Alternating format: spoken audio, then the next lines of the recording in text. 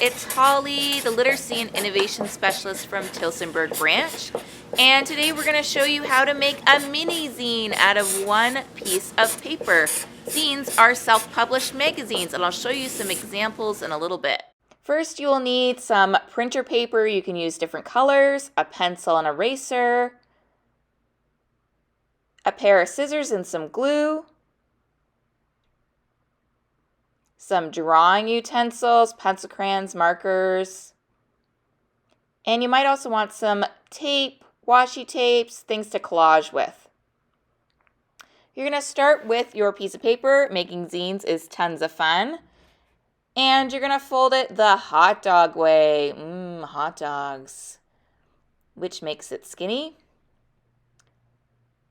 And unfold. And then you're going to fold it the hamburger way, because I feel like a hamburger now. And unfold again. And then you're going to fold each side to the middle center line.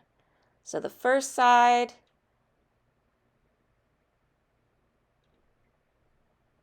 and you're going to do the same thing to the other side.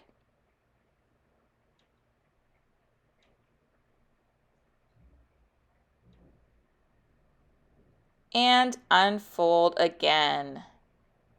You have a whole bunch of different sections.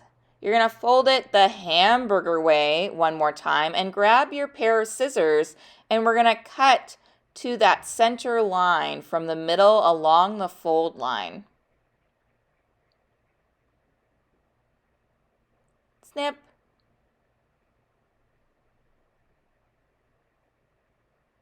Unfold again. And again, we're going to go hot dog fold here. And you end up with this kind of little mouth. And then finally, what we're going to do is squish those together. And ta-da! Fold it together and you have a little book made out of one piece of paper. This can be a little bit finicky. You might have to squish it flat. And there you have it, a little book, which you can turn into your first zine. To start drawing your zine, you want to lay the paper flat again, and then we need to remember where the pages are going to end up when we fold it back.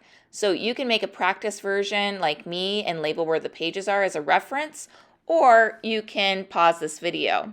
You also want to flip the paper when you're working on each side.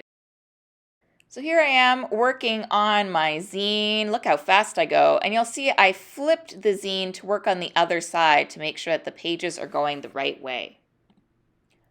Your zine can include collage like mine, or it can just be drawings and writing and poetry. I clipped some pictures of things that I've made and also some pictures that I found in a magazine in order to make mine.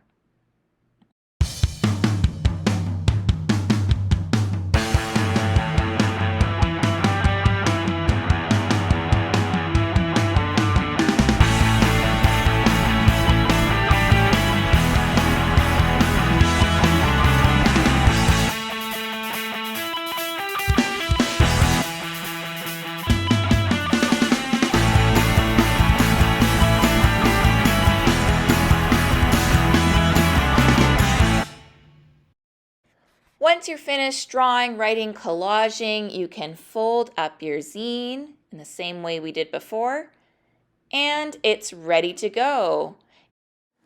Cool projects to make with stones. Step 1, gather stones. Use a paint pen or Sharpie to make faces on stones or emotional literacy stones. Stone dominoes.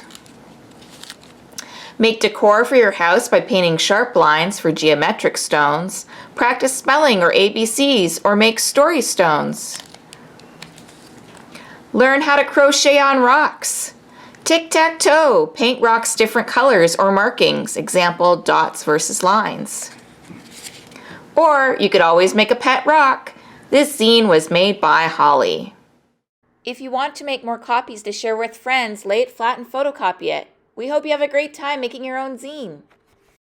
These are all zines from my collection that I purchased at Zine, which is a Canadian zine fair that was online last year. And I'm going to start by showing you the most simple zine in this collection, which is simply photocopied on one piece of colored paper and cut in a particular way to make a zine. And it's called Field Guide to My Anxiety by Vanessa, and she's just done simple illustrations and some writing about her experiences with anxiety and how she calms herself down. I have two zines here by Shannon Wong. This one, A Little More Kindness, is a mini zine of her experience and what she's learned from working with autistic children. It has a few illustrations, but this zine is mostly written description of her experience in working with children with autism and the misconceptions she'd like to have people keep in mind.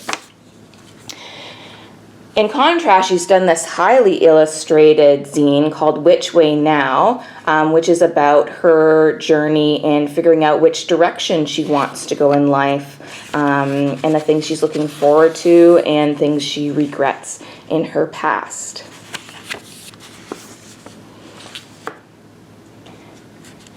This zine called Moon Stuff is by, let me just remind myself of the artist, Hai Lam Ning, and it's pictures of the moon. So zines can also be photography. I have a few zines by Rin Vanderhee. This one's very tiny. As you can see, it fits in the palm of my hand. And she's done a series called Tiny Cats. This is Tiny Cats 4, and it's all cats making potions, so just purely illustrative. And then she's also done this more historical informational series of awesome women in history. And zines can come in a series. This one has 5 different editions of different women in history. In contrast to zines with a lot of writing, again, doesn't need to have writing at all. These zines from Talbot Johnson are highly illustrative. This one's cut in a fun way to make it like a stacking landscape.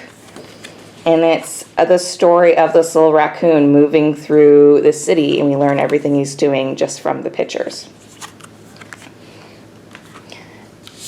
Another one by Talbot Johnson is this very tiny zine, again just making a zine with regular photocopies on paper. This zine called Plant Life by Lucy Kagan is about houseplants, different kinds of houseplants you can own that she's beautifully illustrated in watercolor, a little bit more about why she likes to grow houseplants, has some poetry in it. And zines are often a place for those in the margins of our society to make themselves heard if they aren't feeling that they're represented in mainstream publications or the media. This large collaborative zine, so sometimes zines can have many people working together to make one self-published zine, is called And Everything in Between, Black Non-Binary People in Our Own Words. And it's a collection of stories, poetry, illustrations that are all about that topic. Zines can be folded and cut in a number of ways. This one is by, let's see here, Lily Huang, who makes these kind of interestingly cut and folded zines. So this one looks like a game controller and then folds out to show a gym. It's called Gym Ready. I hope this display of zines has been able to spark your creativity and show numerous ways you can get your voice out to the community. Hi everybody, my name is Megan. I am the Outreach and Teen Librarian for Oxford County Library. I wanted to talk to you today about YOZine, which is a brand new zine that we started in 2020 by tweens and teens in Oxford County. It is a zine created by you for you. If you'd like to see past editions of YOZine, you can go to ocl.net, find the YOZine tab, and you can read some of our past editions to see what other tweens and teens have contributed from around the county. But we are looking for you. you. We want you to help us create our next edition. So we're looking for writers, photographers, artists, poets, anything that you've created and you would like to put in the zine, please send our way. If you are going to contribute to YOZine, you can email yozine@ocl.net. It'll be right here. Please send us your name, your age, your email address, as well as attach whatever you've created, and it'll be up in the next edition of YOZine. And we won't put anything but your first name and your age. So, or we can keep you anonymous if you'd like to. If you have any questions, please email us at yozine@ocl.net, and we can't wait to hear what you've created and get our next edition of YOZine out. Thank you.